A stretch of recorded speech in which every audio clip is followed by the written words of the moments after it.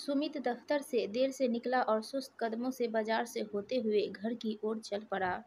वह राह में एक दुकान पर रुककर चाय पीने लगा। चाय पीते हुए उसने पीछे मुड़कर नई रंगालय नामक नाट्यशाला की इमारत की ओर देखा। सामने मुख्य द्वार पर एक बैनर लटका था, आज का नाटक शेरे जंग। निर्देशक धीरज कुमार। धीरज सुमित का बचपन का दोस्त था। कॉलेज के दिनों से ही उसे रंगमंच में बहुत दिलचस्पी थी। वैसे तो वह नौकरी करता था, लेकिन उसकी रंगमंच के प्रति दिलचस्पी जरा भी कम नहीं हुई थी। हमेशा कोई न कोई नाटक करता ही रहता था। चाय पीकर वह चलने को हुआ तो सोचा कि सुमित से मिल ले, बहुत दिन हुए उससे मुलाकात हुए। उसका नाटक देख लेंगे तो थोड़ा मन बहल जाएगा।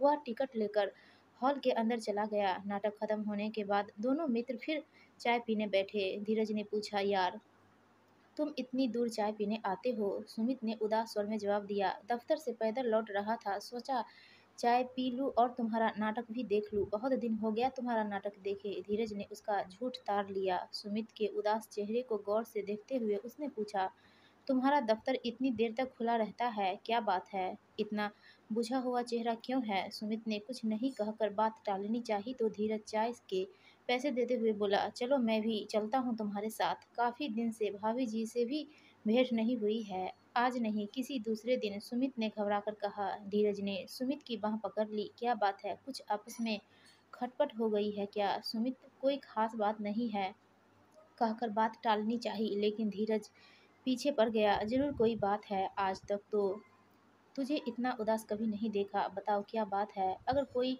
बहुत निजी बात हो तो। सुमित थोड़ा हिचकिचाया, फिर बोला, निजी क्या, अब तो बात आम हो गई है। दरअसल बात यह है कि आमदनी कम है और नीता के शौक ज़्यादा है। अमीर घर की बेटी है, फिजूल खर्च की आदत है, परेशान रहता हूँ। रोज इसी बात पर किचकिच होती है, दिमाग काम ही नहीं करता। वाह यार, धीरज उसकी पीठ पर हाथ मारकर बोला, तुम्हें जितनी तनख्वाह मिलती है, क्या उसमें दो आदमियों का गुजारा नहीं हो सकता है? बस अभी 3-4 साल तक बच्चा पैदा नहीं करना। मैं तुमसे कम तनख्वाह पाता हूँ, लेकिन हम दोनों पति पत्नी आराम से रहते हैं। हाँ, फालतू खर्च नहीं करते। वह तो ठीक है, लेकिन इंसान गुजारा करना चाहे तब तो। खर्च का कोई ठिकाना है, जितना बढ़ाओगे बढ़ेगा। नीता इस बात को समझने को तैयार नहीं है।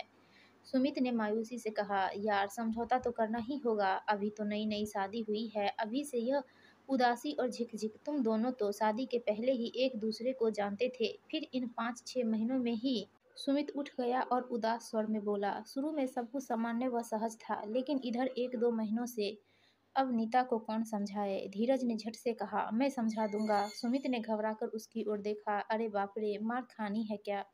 धीरज ठठाकर हंस पड़ा, लगता है तू बीवी से रोज मार खाता है। फिर वह सुमित की बांह पकड़कर थिएटर की ओर ले गया। तो चल तुझे ही समझाता हूँ, आखिर मैं एक अभिनेता हूँ। तुझे कुछ संवाद रटा देता हूँ, देखना सब ठीक हो जाएगा। सुमित को घर लौटने में काफ़ी देर हो गई, लेकिन वह बड़े अच्छे मूड में घर के अंदर घुसा। नीता के झुंझुलाए चेहरे की ओर ध्यान न देकर बोला, स्वीटी जरा एक प्याला चाय जल्दी से पिला दो, थक गया हूँ, आज दफ्तर में काम बहुत ज़्यादा था।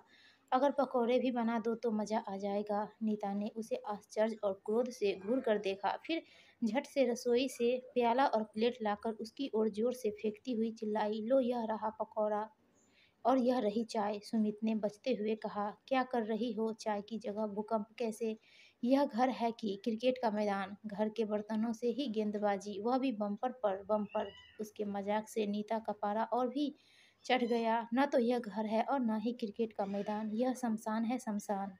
यह भी कोई बात हुई? पति दिन भर दफ्तर में काम करे और जब थक कर घर लौटे तो पत्नी उसका स्वागत प्रेम की मीठी मुस्कान से न करके शब्दों की गोलियों और तेवरों के तीरों से करे।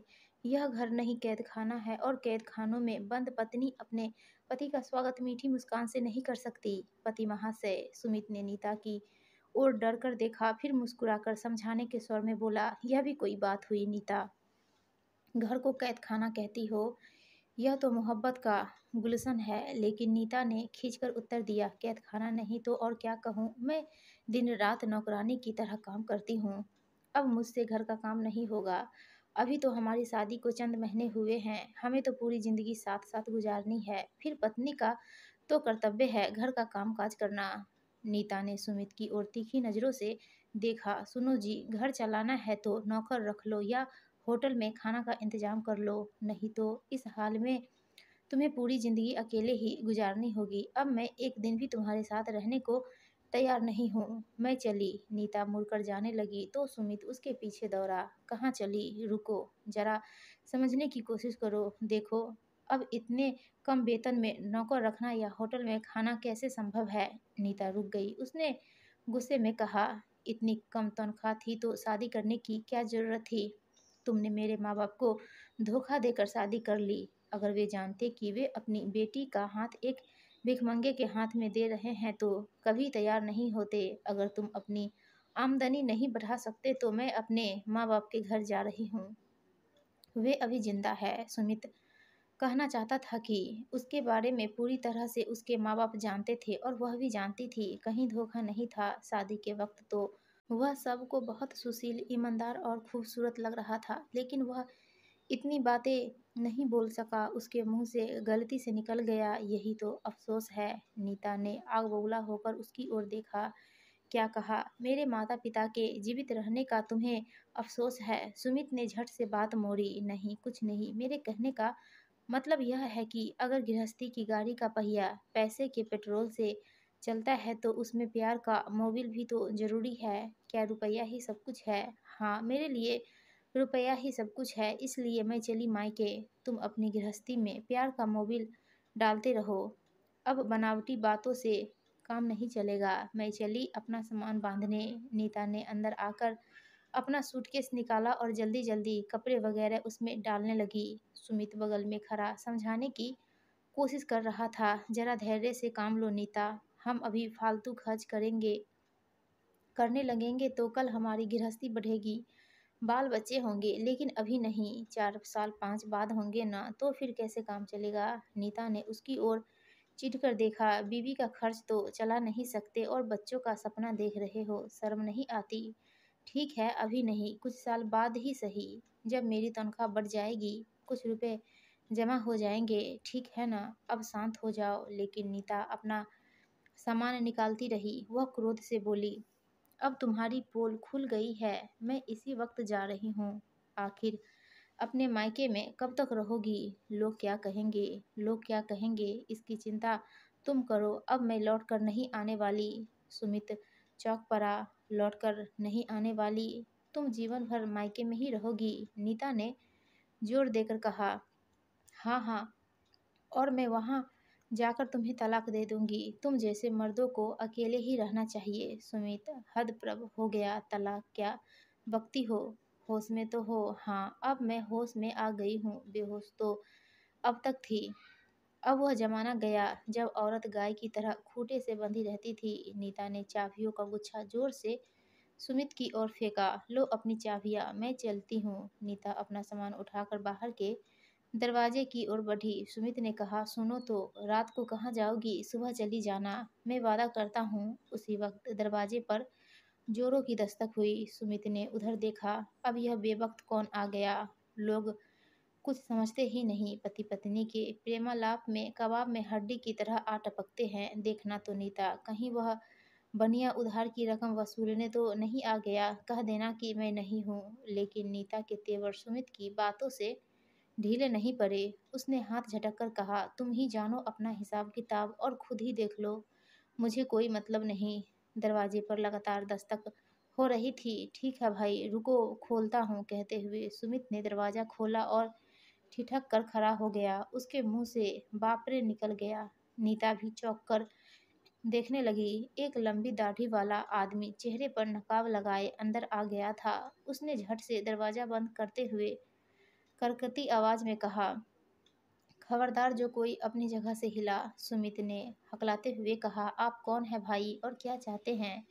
उस आदमी ने कहा, मैं कौन हूँ उससे तुम्हें कोई मतलब नहीं। घर में जो भी गहना रुपये है सामने रख दो। सुमित को ऐसी परिस्थिति में भी हंसी आ गई। क्या मजाक करते हैं दाढ़ी वाले महाशय? अगर इस घर में रुपया ही होता तो रोना किस बात का था? आप गलत जगह आ गए हैं। मैं आपको सही रास्ता दिखला सकता हूँ। मेरे ससुर हैं सागर मेहता, उनका पता बताए देता हूँ। आप उनके यहाँ चले जाइए। नीता बिगड़ कर बोली, क्या बकते हो, जाइए। लेकिन उस आदमी ने उसकी बातों पर ध्यान नहीं दिया। उसने बड़े ही नाटकीय अंदाज में जेब से बंदूक निकाला और उसे हिलाते हुए कहा, जल्दी माल निकालो वरना काम तमाम कर दूंगा। देवी जी जल्दी से सब गहने निकालिए। नीता चुपचाप खड़ी उसकी ओर देखती रही तो उसने बंदूक सुमित की ओर घुमा दिया। मैं 3 तक गिनता हूँ, उसके बाद आपके पति पर गोली चला दूंगा। सुमित ने सोचा, नीता कहेगी कि उसे क्या परवाह, वह तो पति को छोड़कर मायके जा रही है। लेकिन जैसे ही उसने 1-2 गिना, नीता हाथ उठाकर बेचैन स्वर में बोली, नहीं नहीं रुको, मैं तुरंत आती हूँ। नकाबपोश गर्व से मुस्कुराया और नीता जल्दी से शयन कक्ष की ओर भागी। वह तुरंत अपने गहनों का बक्सा लेकर आई और नकाबपोश के हाथों में देते हुए बोली, लीजिए, हम लोगों के पास रुपए तो नहीं है, ये शादी के कुछ गहने हैं, इन्हें ले जाइए और इनकी जान छोड़ दीजिए। नकाबपोश बंदूक नीचे करके व्यंग से मुस्कुराया, कमाल है, एकाएक आपको अपने पति के प्राणों की चिंता सताने लगी। बाहर से आप लोगों की अंत्याक्षरी सुन रहा था। ऐसे नालायक पति के लिए तो आपको कोई हमदर्दी नहीं होनी चाहिए। जब आपको तलाक ही देना है, अकेले ही रहना है तो कैसी चिंता, यह जिंदा रहे या मुर्दा। नीता क्रोध से बोली, जनाब आपको हमारी आपसी बातों से क्या मतलब, आप जाइए यहाँ से। सुमित खुश हो गया, यह हुई न बात। ए दाढ़ी वाले महाशय, पति पत्नी की बातों में दखल अंदाजी मत कीजिए, जाइए यहाँ से। उसने हंसकर नीता की ओर मुड़ा, जा रहा हूँ, लेकिन मेम साहब एक और मेहरबानी कीजिए, अपने कोमल शरीर से इन गहनों को भी उतार दीजिए। यह चेन, अंगूठी, झुमका, जल्दी कीजिए। नीता पीछे हट गई, नहीं, अब मैं तुम्हें कुछ भी नहीं दूंगी। नकाबपोश ने बंदूक फिर सुमित की ओर ताना, तो चलाऊं गोली। नीता ने चिल्लाकर कहा, लो ये भी ले लो और भागो यहाँ से। वह शरीर के गहने उतारकर उसकी ओर फेंकने लगी। नकाबपोश गहने उठाकर इत्मीनान से जेब में रखता गया। सुमित भौचक्का देखता रहा। नकाबपोश ने जब गहने जेब में रखने के बाद नीता की गले की ओर इशारा किया, अब ये मंगलसूत्र भी उतार दीजिए। नीता ने दृढ़ स्वर में कहा, नहीं, ये मंगलसूत्र नहीं दूंगी। नकाबपोश ने नीता की ओर बढ़ते हुए कहा, मुझे मजबूर मत कीजिए मेम साहब, आपने जिद की तो मुझे खुद मंगलसूत्र उतारने पड़ेंगे। लाइए, इधर दीजिए। अब सुमित का पुरुष तत्व जागा। वह कूदकर उन दोनों के नजदीक पहुंचा। तुम्हारी इतनी हिम्मत कि मेरी पत्नी का हाथ पकड़ो, खबरदार, छोड़ दो। नकाबपोश ने बंदूक हिलाया, जान प्यारी है तो दूर ही रहो। लेकिन सुमित बंदूक की परवाह न करके उससे लिपट गया। तभी धाय की आवाज हुई और सुमित कर्राह कर सीना पकड़े गिर गया। नीता कुछ देर तक हतप्रभ खड़ी रही, फिर वह चित्कार कर उठी, हत्यारे, जल्लाद, तुमने मेरे पति को मार डाला, मैं तुम्हें जिंदा नहीं छोड़ूंगी। नकाबपोश जल्दी से दरवाजे की ओर भागते हुए बोला, मैडम आप नाहक अफसोस कर रही हैं, आपको इस नालायक पति से तो अलग होना ही था, मैंने तो आपकी मदद ही की है। नीता का चेहरा आंसुओं से भीग गया, उसकी आंखों में दर्द के साथ आक्रोश की चिंगारियां भी थी। नीता उसकी ओर शेरनी की तरह झपटी, मैं तेरा खून पी जाऊंगी, तू ज्यादा कहाँ है। और वह उसे बेतहाशा पीटने लगी। नकाबपोश नीचे गिर पड़ा और चिल्लाकर बोला, अरे मर गया, भाभी जी क्या कर रही हैं, रुकिए। नीता उसे मारती ही गई, हत्यारे, मुझे भाभी जी कहता है। उसने जल्दी से अपनी दाढ़ी को नोच कर हटा दिया और चिल्लाया, देखिए मैं आपका प्यारा देवर धीरज हूँ। नीता ने अवाक होकर देखा, यह धीरज ही था। धीरज कराहते हुए उठा, भाभी जी केवल यह दाढ़ी ही नकली नहीं है, यह बंदूक भी नकली है। नीता ने फर्श पर गिरे सुमित की ओर देखा, तब वह भी मुस्कुराता हुआ उठकर खड़ा हो गया। हाँ, और यह मौत भी नकली थी। अब मैं यह कह सकता हूँ कि हर पति को यह जानने के लिए कि उसकी पत्नी वास्तव में उससे कितना प्यार करती है, एक बार जरूर मरना चाहिए। धीरज और सुमित ने ठहाका लगाया और नीता शर्मा गई। धीरज हाथ जोड़कर माफी मांगते हुए बोला, भाभी जी हमारी गलती को माफ कीजिए, आप दोनों एक दूसरे से बहुत प्यार करते हैं, उसमें जो थोड़ा व्यवधान हो गया था उसे ही दूर करने के लिए यह छोटा सा नाटक करना पड़ा। नीता ने हंसकर कहा, जाओ, माफ किया। भाभी जी आमदनी के अनुसार जरूरतों को समेट लिया जाए तो पति पत्नी हमेशा प्यार और आनंद से रह सकते हैं। धीरज ने समझाने के लहजे में कहा तो नीता ने हंसकर सहमति में सिर हिला दिया। दोस्तों आपको यह कहानी अच्छी लगी हो तो प्लीज़ वीडियो को लाइक कीजिएगा और चैनल को सब्सक्राइब